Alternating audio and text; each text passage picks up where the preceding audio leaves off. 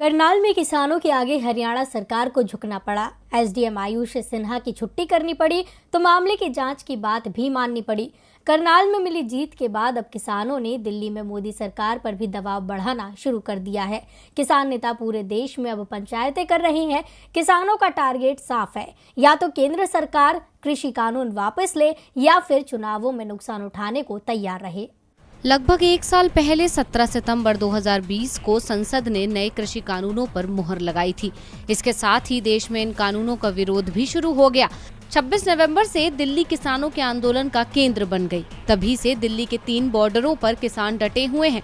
किसान कृषि कानूनों को रद्द करने की मांग पर डटे हैं तो सरकार भी अड़ गई है कि वो कानूनों को रद्द नहीं करेगी। इस बीच करनाल में भी किसानों ने सरकार के खिलाफ मोर्चा खोल दिया था। करनाल में 28 अगस्त को किसानों के शांतिपूर्ण प्रदर्शन पर पुलिस ने सख्त कार्रवाई की थी और इस कार्रवाई को लेकर एसडीएम आयुष सिन्हा का एक वीडियो सोशल मीडिया पर वायरल हो गया था। इसके बाद किसान आयुष सिन्हा पर कार्रवाई की मांग को लेकर करनाल में डट गए।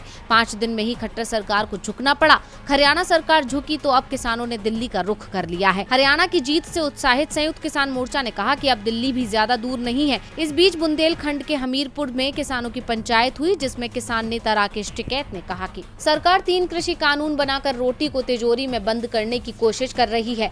रोटी बाजार की चीज नहीं बल्कि सभी की जरूरत की चीज है। सरकार को बड़ी कंपनियां चला रही हैं। राकेश टिकैत ने कहा कि मोदी सरकार ने अगर किसानों की बात नहीं मानी तो उसे इसका नुकसान चुनावों में उठाना होगा। विधानसभा चुनाव के मुद्दे पर उन्होंने कहा कि अभी हमने तय किया है कि किसान संगठन चुनाव नहीं लड़ेंगे। बीजेपी वाले जरूर इस तरह की बातें कर रहे हैं क्योंकि जो जिस रंग के चश्मे से देखेगा उसे वैसा ही दिखेगा। बीजेपी का मकसद चुनाव है, इसीलिए हमें भी चुनाव से जोड़ रहे हैं, लेकिन हमारा मकसद देश बचाना है, इसलिए यूपी ही नहीं पूरे देश में घूम रहे हैं। बीजेपी किसान आंदोलन को ट्विटर पर बदनाम कर रही है। किसानों के पास ट्विटर नहीं है, हम वहाँ कमजोर हैं, लेकिन हमारे पास ट्रैक्टर की ताकत है। सरकार का ट्विटर हमारे ट्रैक्टर के आगे नहीं टिकेगा। टिकैत ने कहा कि संयुक्त किसान मोर्चा अब सिर्फ कृषि कानून के लिए नहीं लड़ रहा, बल्कि हमारी लड़ाई अब देश बचाने की है।